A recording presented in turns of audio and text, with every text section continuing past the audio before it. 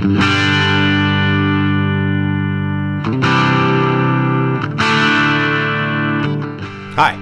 this is Keith Williams. Welcome to 5 Art World, where we're interested in helping you get the most music from the least gear. Today, we're looking at the new Nobels ODR-mini Overdrive pedal. Up next.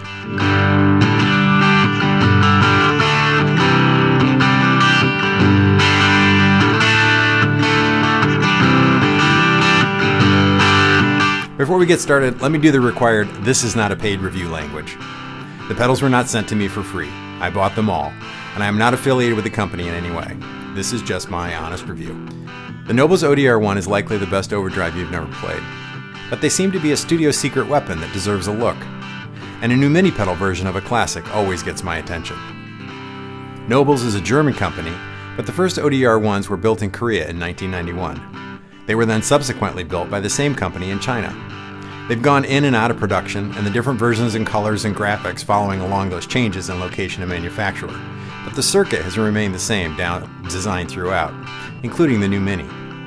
At first glance, this is a very straightforward overdrive. There's the drive and level controls we're used to, but instead of a knob labeled tone, we get one labeled spectrum. You have to wonder if this is an interesting translation problem from German or something, or is it maybe an early 90s marketing guy's idea? I don't know about you, but that doesn't mean much to me, musically speaking. So it seems that the spectrum knob is where most of the magic lies. So what does it do?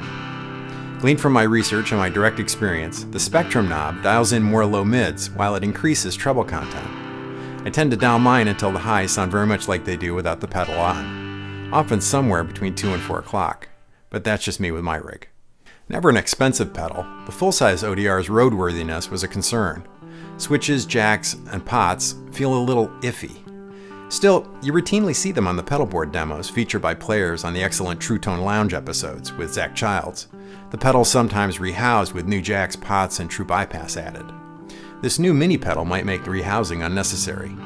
The new jacks are tighter, and just for my taste, I've always preferred this button switch to the Boss style of the full-size. The buffer in the full-size Nobels has always been criticized, but has now been addressed by this new Mini being true bypass. And finally, the pots might not feel as solid as those on my MXR TC Electronics mini pedals, but those pedals also sell for 30% more than most Nobels pedals. The ODR-1, or just Nobels, has an incredible range of warm overdrive on tap that lets it go from a mild overdrive to a full stack rock tone.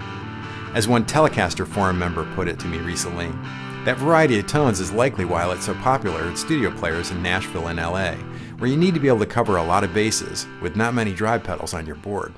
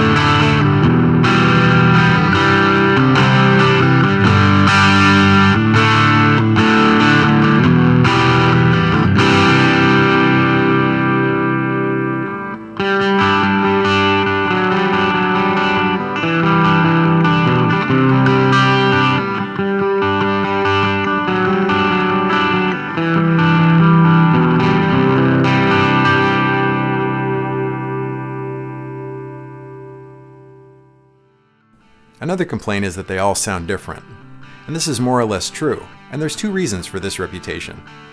The first is historical. In the late 90s, when the first Silvercase pedals were built, there was a mistake in the assembly line, and the drive and volume pots were reversed. This was corrected, but it left a sense that some have a lot less gain in the marketplace, and that becomes part of the mythos of the ODR. The second reason that they, quote, all sound different comes down to something that is true of most of our mass-produced pedals. The tolerances of capacitors and resistors, including pots, which are variable resistors after all, is generally plus or minus 5%. So for example, a 250K drive pot might actually be as low as 237K, or as high as 262K. The first would make the pedal have much less gain, and the second way more gain, of course. So this is true.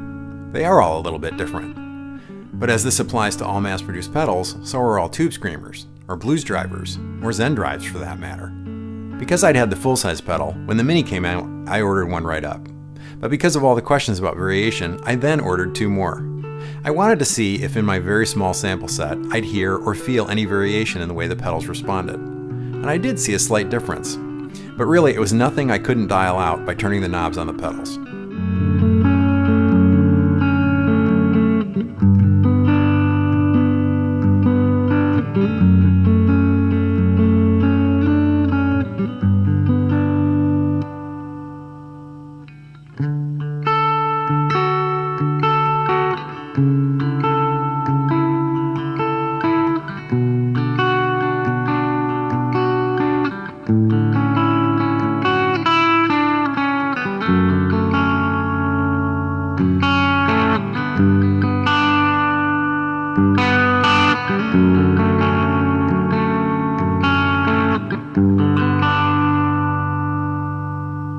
To me, the new Minis sound just like their big brothers.